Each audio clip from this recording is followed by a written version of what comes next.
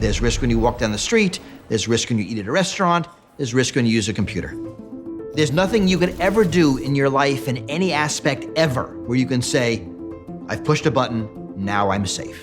The difficulty, I think, for most people when we think about attack vectors is that there's a lot of stuff that you just don't consider a risk. Think about the kinds of things we're asked to scan with our phones, walking up to an ATM, putting in our PIN codes, swiping your card at a gas pump. All these kinds of things are easily turned into an attack vector that can do us some harm. When people think about ransomware, they think it's only a cybersecurity issue. They are not considering that the vast majority of threat vectors come through humans. A message from my bank, a message from a friend, a message from any of the set of people that I do business with every day, all of these things can potentially be attack vectors.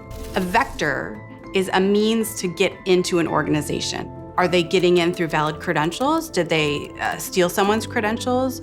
Are they sending a spear phishing link where all it takes is someone who's unwitting that they're clicking on something nefarious? Ransomware utilizes and relies on that cyber nexus to get into a system. Ransomware is when malicious malware or other types of technical attacks get into your organization and they either take a hold of your systems or they actually take the data from your organization, they encrypt it, and they say, hello, if you would like this back, we want some money. The ways that ransomware gets in come from oftentimes easy to fix technical issues like patching and updating and making sure that your systems are where they need to be security-wise. The point isn't how you're infected. To the criminal, they don't care. Right? The point is they're in your computer, they encrypt your data, and now they can charge you for the key, right? They can make you pay to get your data back. So there are as many ways to get infected as there are cyber attacks, but it's all for the same purpose, to get you to pay for your data. Despite all the publicity, rightly so, that has been heaped upon ransomware, some organizations are still assuming this is going to be the problem for somebody else. I will never be targeted. Ransomware is the thing that they see in the news, hitting the big companies, hitting the critical infrastructure, not them, not their small mom and pop shop in the middle of the United States. They think, who in their right mind would attack me? Because even if they did, I don't have much money to give them. Well, unfortunately, they become even more attractive because the attacker doesn't gain much potential scrutiny by going after a lot of small fishes versus a big whale. The way that the ransomware groups typically try to target these organizations is they actually do a lot of research on the company. They want to understand how big the organization is and how much can they afford that will be painful for them, but won't put them out of business and is less painful than having to try to recover the data from scratch. So they actually have formulas and calculations and are making a ton of money going after corporations and companies from small to medium-sized businesses all the way to the largest you can possibly imagine.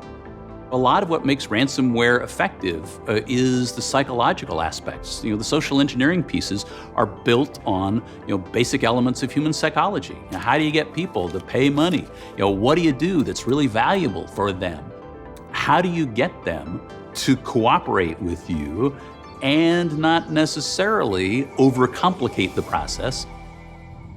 So a lot of people, when they hear the word hack or ransomware, they assume that it's a small group of people messing with somebody or just trying to hold them up for money, like a mugging, but it's not. It's a well-organized, sophisticated, well-funded thing, much like organized crime. In fact, it is organized crime.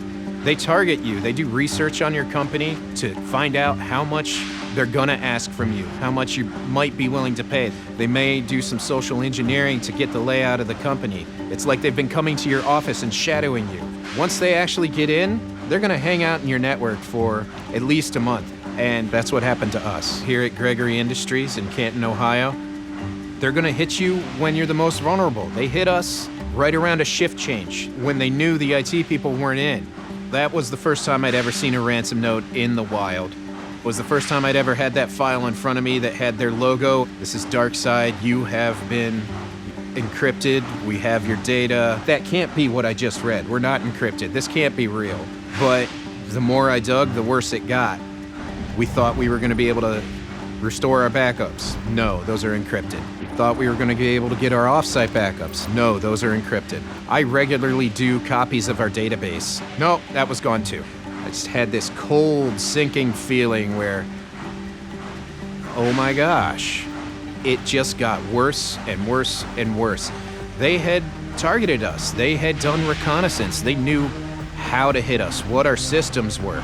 And this disaster recovery plan that I was so proud of was now out the window.